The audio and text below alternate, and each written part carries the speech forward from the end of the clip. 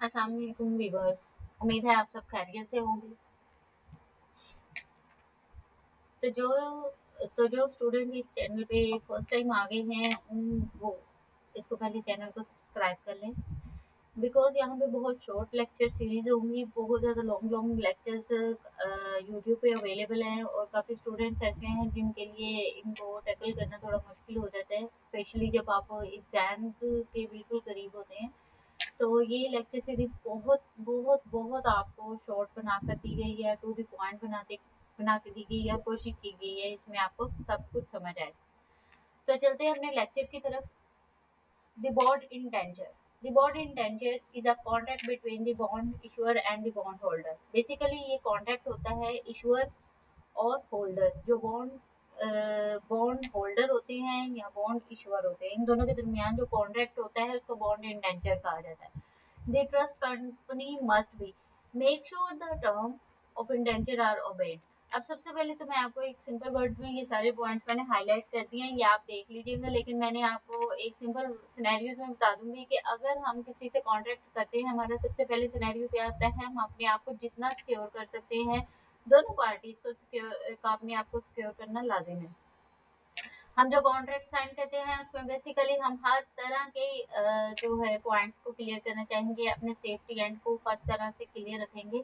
जैसे कि अगर कोई बॉन्ड होल्डर है, वो ये करेगा कि मैं इसको बॉन्ड दे रहा हूँ तो इतना टाइम पीरियड में सिलेक्ट कर लूँ, कितने टाइम पीरियड के लिए मैं सिलेक्ट करूँगा, कितनी अमाउंट पे ये इसकी इसके साथ मैं डिस्कशन करूँगा, जो भी इसके साथ हम लोग मतलब कोई बार्गेनिंग करनी है हमने वो, और हर चीज़ को एज अ रिटन बेस अपनी सेफ्टी रखेगा ताकि वो उस डॉक्यूमेंट को कल को दिखा के आपके साथ डिस्कशन कर सके, किसी किस्म के डिस्प्यूट से बच सके। सेम लाइक जो बॉन्ड इशूअर है वो भी ऐसे ही करेगा कि मैं अगर इसको कॉल प्रोविजन करूँ। अब ये जो सारे पॉइंट्स हैं ये आगे हम मज़ीद एक्सप्लेन करती हूँ मैं आगे एक शॉर्ट टर्म्स में, इनको आगे मज़ीद एक्सप्लेन कर दिया गया। टर्म ऑफ बॉन्ड्स क्या होते हैं मैं आपको ऊपर ऑलरेडी बता चुकी हूँ। जो हम सेफ्टी टर्म्स बनाते हैं कि कितने का अमाउंट होगी, क्या ये रजिस्टर्ड फॉर्म है, क्या इसकी ट्रस्टवर्थीनेस है, क्या आया ये बॉन्ड जो है ये इनकी अमाउंट का जो है वो मुझे किस फ्यूचर में इसका कोई इफेक्ट लॉस तो नहीं होगा। इसके लिए बेसिकली हम लोग हर चीज़ को ऑल इन ऑल चेक करते हैं। इवन कि हम किसी से सपोज एक मिनिमम अमाउंट की लोन भी लेते हैं, उसमें भी हमारा यही पॉइंट होता है। बेसिकली बॉन्ड्स में दो तरह की अमाउंट होती है, एक होती है उसकी मार्केट वैल्यू, एक होती है उसकी प्रिंसिपल वैल्यू। मार्केट वैल्यू जो होती है जिसमें इंटरेस्ट शामिल किया जाता है उसको मार्केट वैल्यू या फेस वैल्यू भी कहते हैं, जबकि प्रिंसिपल वैल्यू ऐसी होती है जो कि आपके सोलली कह सकते हैं विदाउट इंटरेस्ट कॉस्ट को कहते हैं। ये आप चीज़ देख लीजिएगा, ये मैंने इधर हाईलाइट नहीं किया लेकिन आप देख लीजिएगा, ये मैं आपको हाईलाइट कर देती हूँ। सेम लाइक फेस वैल्यू भी है। ये क्वेश्चन आ सकता है आपको कि फेस वैल्यू और प्रिंसिपल वैल्यू में क्या डिफरेंस है, ठीक है, तो आपने इसको याद रखना है। अब इनके साथ जो मेन चीज़ है वो ये इन्होंने हाईलाइट किया कि बॉन्ड के साथ जो रजिस्टर्ड है अटैच ओपन, बाज़ वक़्त ऐसा भी होता है, मे बी उन्होंने ये नहीं कहा कि मैंडेटरी है, मे बी ऐसा भी होता है कि बॉन्ड के साथ एक रजिस्टर्ड होता है, बॉन्ड जो रजिस्टर्ड होता है उसके साथ एक अटैच्ड कूपन्स भी होते हैं। अब कूपन्स जो बेसिकली होते हैं ये हम एक समझ लें इंटरेस्ट रेट जो होते हैं उसको एक बॉन्ड्स की टर्मिनोलॉजी में इसको कूपन्स कहा जाता है। अगर देखा जाए तो बॉन्ड को ऑल्टरनेटिवली बेरर क्या होता है, बेरर जो उसको होल्ड करता है, जो उसकी जिम्मेदारी लेता है उसको बेरर कहते हैं, और जो फॉर्म है जिसके ऊपर सारी ये रूल्स एंड रेगुलेशंस शो करती रहते हैं उसको बेरर कहते हैं। सिक्योरिटीज क्या होती है, सिक्योरिटीज हम लोग आम जुबान में आप लोगों को भी पता है कि सिक्योरिटीज होती हैं किसी किस्म के अपने आप को हिफाजत करना अपनी, और ऐसी चीज़ें जिससे हम अपने आप को सेव कर सकते हैं फ्यूचर लॉस से।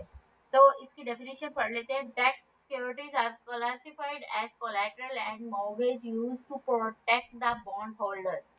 बॉन्ड होल्डर्स को हम प्रोटेक्ट करने के लिए जो मॉर्गेज या कोलैटरल, कोई भी ऑल्टरनेटिव अमाउंट मॉर्गेज भी हो सकती है, वो इसके अलावा प्लेज भी करते हैं। कोई ऐसी अमाउंट जो आप एज अ बैकवर्ड पे कोई बैक पे कोई चीज़ आप रखवा देते हैं जमानत के तौर पे, उसको क्या कहते हैं, मॉर्गेज। और ये सिक्योरिटी के लिए होती है बॉन्ड होल्डर की। सेनियोरिटी होती है, seniority indicates preference in position over lenders and debts are sometime labelled as senior और जूनियर टू इंडिकेट सेनियोरिटी। अब बेसिकली एक हम लोग कहते हैं ये हमारा सीनियर है, ये जूनियर है। वो क्यों कहते हैं? हम लोगों को आया कोई रातों रात ख्वाब में तो नहीं आके बता देता ये तुम्हारा सीनियर है, जूनियर। डेफिनेटली एक पोजीशन बता दी जाती है। जो हमारे से पर्सन बात एक्सपीरियंस में ज्यादा होता है वो सीनियर होता है, जो हमारे से कम एक्सपीरियंस होता है, न्यू होता है और फ्रेश होता है, हम उसे जूनियर कह देते हैं। और अगर हम दरमियान में, हम उसका सीनियर होंगे, हम उससे सीनियर होंगे जो फ्रेश हो।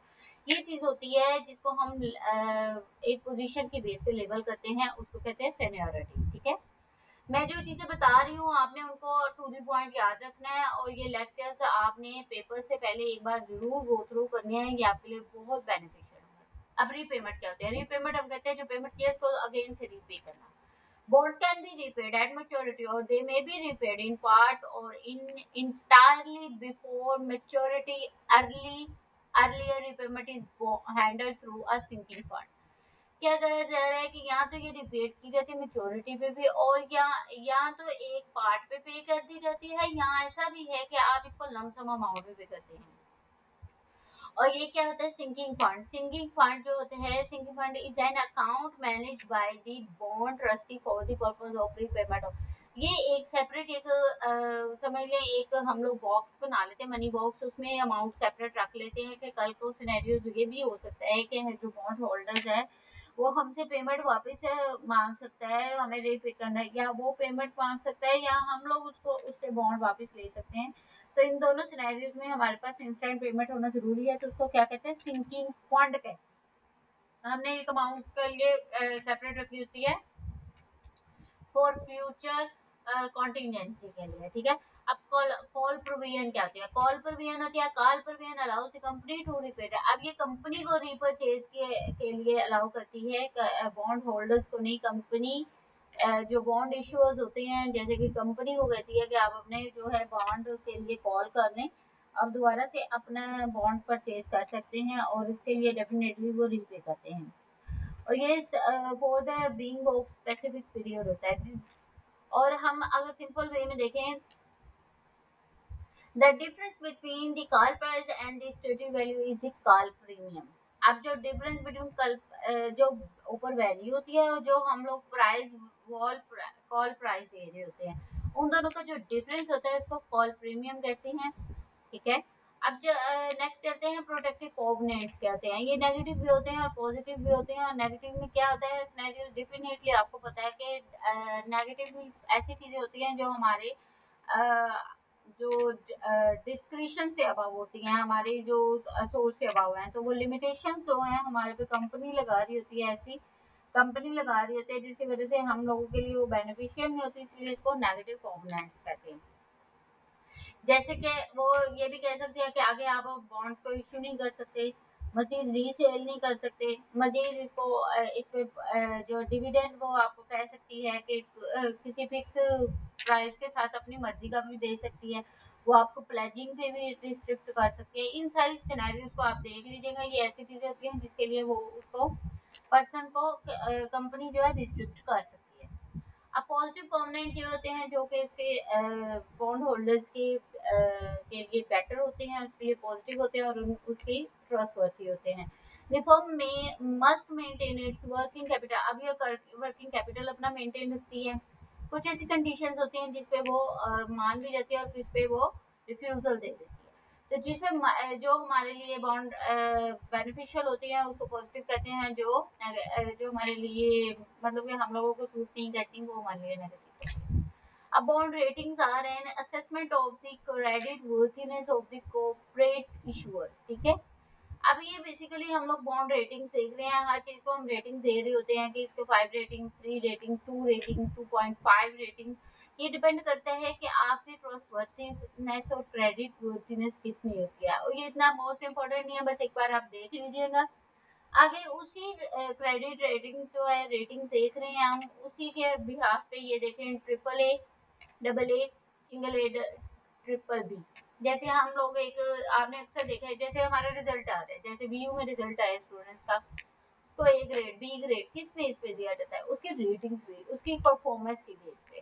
तो इसी तरह से ये भी है कि हाईएस्ट क्रेडिट क्वालिटी होगी और डिनोट किया जाता है लो एक्सपेक्टेशन ऑफ क्रेडिट रिस्क। इसी तरह से आप इसको आगे बढ़ते जाएंगे, इसका जो है जो क्रेडिट्स है और इसके जो लेवल्स है वो कम होते जाएंगे। इसी तरह ये लॉन्ग टर्म रेटिंग बाय पैकरा था और ये स्पेकुलेटिव ग्रेड्स हैं। ये भी मैंने अभी आपको जैसे बताया ग्रेड्स होते हैं, उसी तरह से आपने ये चीजें देख लेनी है, ये मोस्ट इम्पोर्टेंट हैं। लेकिन शॉर्ट टर्म के हवाले से ये भी माइट बी पॉसिबल, वो ये भी कह सकता है, लेकिन एग्जामिनर का पता कुछ भी नहीं है। वो ये भी कह सकता है कि 5 नंबर के अंदर के आप लॉन्ग टर्म रेटिंग बाय पैकरा बताएं, ये इतना मोस्ट इम्पोर्टेंट तो नहीं है, लेकिन पूछने पे कुछ भी नहीं जाता। आपने इसको एक बार देख लेना है। ये आपको जस्ट रेटिंग्स के हवाले से है, ये आपको थोड़ा याद करना पड़ेगा, वरना मैं आपको ज़रूर इसके हवाले से समझाती। ये जस्ट आप कह सकते हैं क्रैमिंग के हवाले से है। तो व्यूअर्स ये था हमारा लेक्चर। चलते हैं अपने नेक्स्ट लेक्चर की तरफ, तब तक के लिए अल्लाह हाफिज़।